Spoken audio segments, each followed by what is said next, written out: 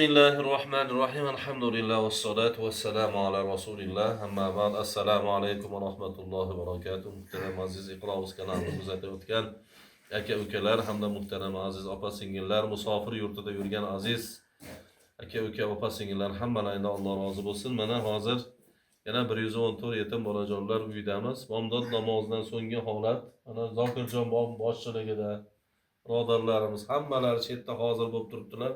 Hozir Muhammad va Ali Abdulla buvamni uyg'otgani ketishdi, dam olib qolishgan ekan. Hozir u kishilar ham kelishadi. Ungacha hasharchilar kelguncha siz azizlarni ozgina bir didorlashib, suhbatlashib, mana Zokirjon buvamni taassurotlaridan. O'sha kuni uyingizda uncha gaplasholmadik. Ham siz ham shoshib turgansiz shekilli. Javob ochib olmadingiz. Rejalarda ayting, endi qur'a ishlarni ko'ribsiz. Ko'pchilikka qiziqdi endi bu gaplar.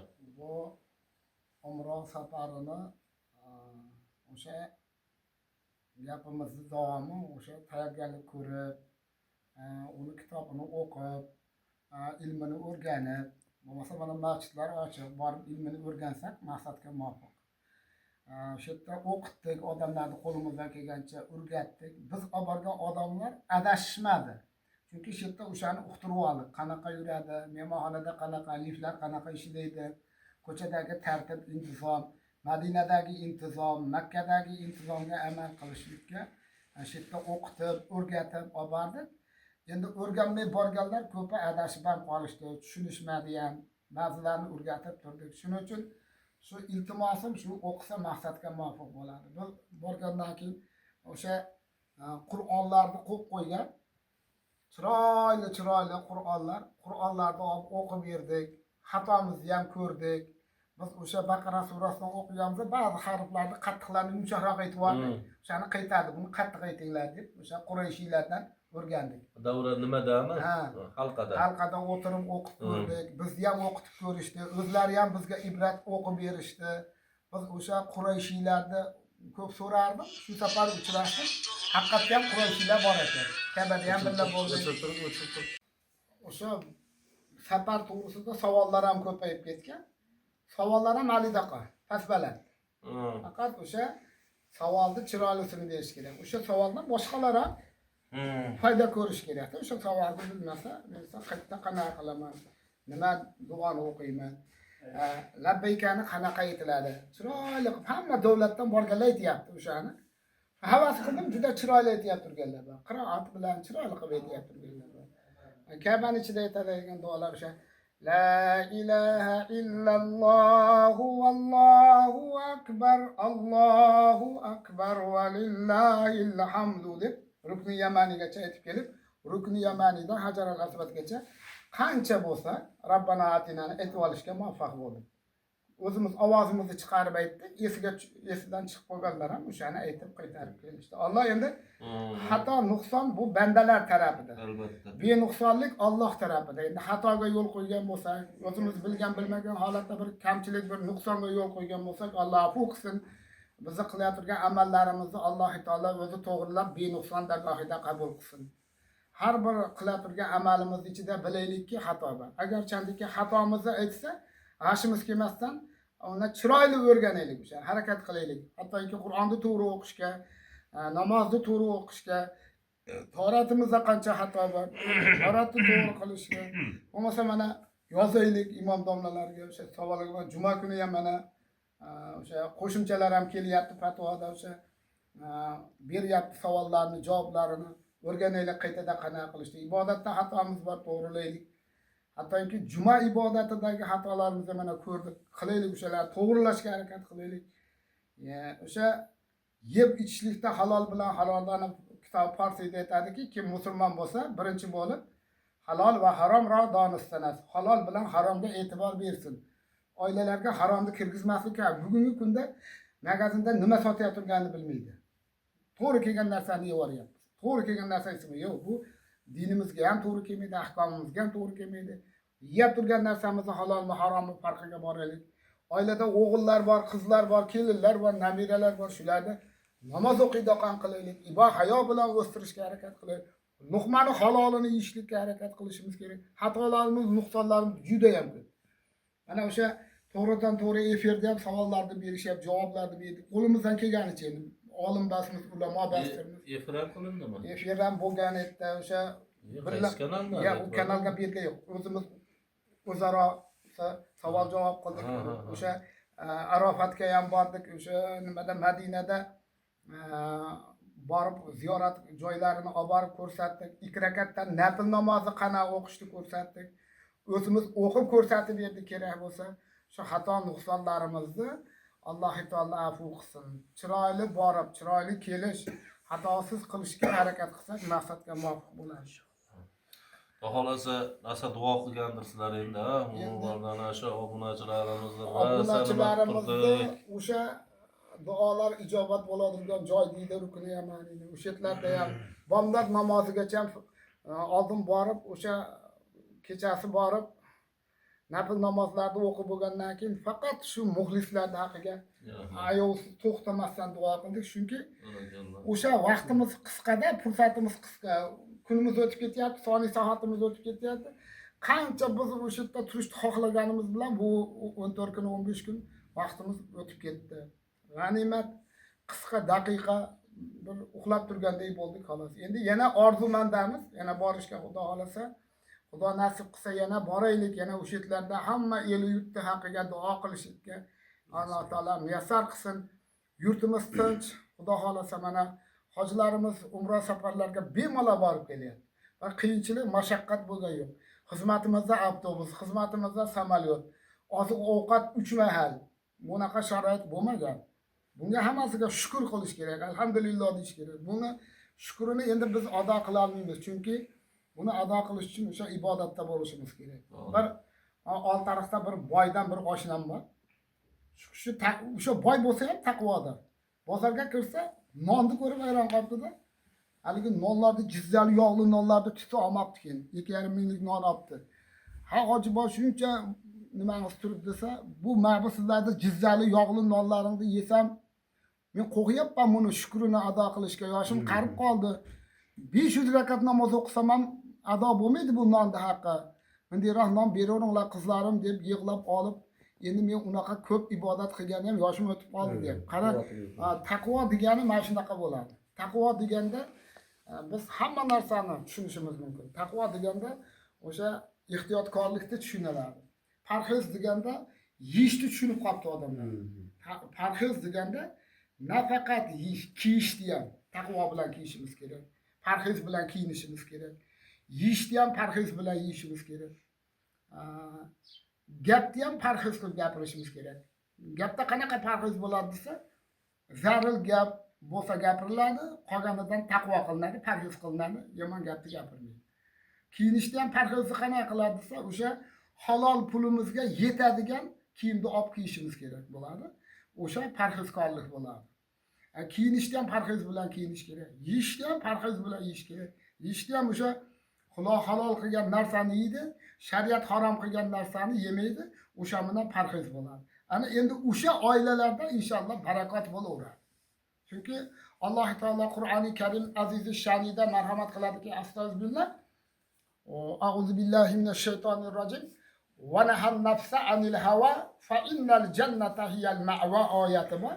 Shu oyatga muvofiq bo'lsak, maqsadga muvofiq. Kimki agarchi nafsidan, yomon nafsidan voz kechmasa ekan, tepasiga jannat vojib bo'lmaydi deb Alloh taolo Qur'oni Karimda oyatini yuborib qo'ygan. Astagfirullah. Va nahan nafsa anil hawa fa innal jannata hiyal ma'wa deb oyat yuborgan. Albatta, shu oyatga muvofiq bo'lsak, maqsadga muvofiq bo'ladi. Duo qilishda o'sha parhez bilan duo qilish kerakki, Alloh taolaga o'zini ro'para qilib turib duo qilish kerak. O'shanda Alloh taolo Qur'oni Karim oyatida marhamat qiladi. Astagfirullah. A'udhu billahi minash shaytonir rojim. Ud'uni astajib lakum. Sadaqallohul azim. Duo qilinglar, men albatta qabul qilaman degan Allohning va'dasi bor. Alloh hech qachon va'dasiga xilof qilmaydi.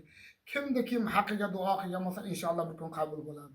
Faqat unga vaqt soatini kutib turishimiz kerak. Musa payg'ambarga deydi, Musa alayhissalatu vasallamga bir narsa zarur bo'lganda, Musa payg'ambar ibodat qilib 40 yil Allohdan so'ragan. 40 yildan keyin Alloh taolo o'sha so'ragan narsani ato qilgan deydi. Shunda Musa karimulloh Xudoga murojaat, Parvardigor, seni huzuringda bu narsa seni qudratingda oldida arzimas narsa. Shuni men 40 yil deb ibodat qilib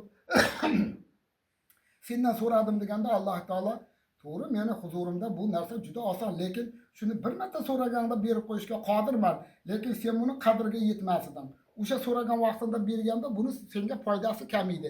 40 yil ibodat qilib so'rading, birinchidan qadriga yetasan, ikkinchidan mana endi senga foydasi tegadigan vaqti yetib keldi deb marhamat qilgan ekan. Albatta har bir narsani Alloh taolo hisob-kitobini qilib vaqti sihatida Xudo taolo yetkazadi. Odamga aql, idrok, tavfiq, hidoyat ato qiladi. Buni biz kutib, sabr qilib, haqlarga duo qilib, ayniqsa farzandlarning haqqiga duo qilishimiz kerakki, bizdan keyin mana endi yoshimiz ham o'tib boryapti. Bizdan keyin ham ahli Qur'onlar, ahli islomlar, solih farzandlar qolish kerak. Chunki buni sadaqai joriya deydi.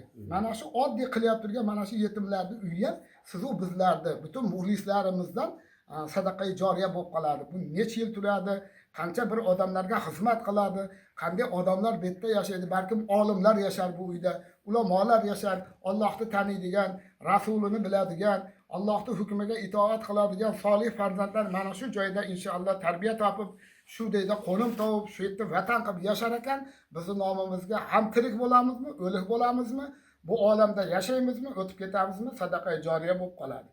Masalan biz Turkiyaga, Istanbulga borganimizda Istanbuldagi madrasalar 400 yildan oshgan bo'lsa, hali ham xizmat qilyapti. Mana o'shalarni qurib ketganlar, asrlar osha xizmat qilyapti. O'shalar o'sha qurib ketgan odamlarning nomidan manaqa sadaqa joriya bo'lib qoladi. Sadaqa joriya bo'lib qoluvchi bir chiroyli bir kitob yozib qoldiramizmi? O'zimizdan bir solih farzand qoldirsak ham sadaqa joriya bo'ladi. O'zimizdan bir yaxshi shogirdlarni qoldirsak ham sadaqa joriya bo'ladi. Bizdan keyingi avloddan mana biz qilayotgan ezgu amallarni ko'rishib, shu ezgu amallarni bardavom qilar ekan, bizning nomimizdan butun muxlislar shu 110 yetim bolalarga kim o'sha rozi bo'lib ehson jo'natgan bo'lsa, xizmat va himmat qilgan bo'lsa, hammamizning nomimizdan mana shu 110 uyi sadaqai joriya bo'lib qoladi. Sadaqai joriyani ma'nosi o'tib ketgandan keyin o'sha o'tgan odamning haqqiga nima qilinadi? Savob yozib turiladi. Ikkita odamni o'lgandan keyin ham amal daftari yopilmaydi deydi. O'shalarning bittasi shu sadaqai joriya qilib ketgan odamni o'lgandan keyin ham amal daftari ochiq turadi. Mana shu bo'lgan savob o'sha amaliga yozilib turadi. Ulamolar aytadiki, sadaqai joriya qilib ketgan odamni qabriga bir ariq ochiladi.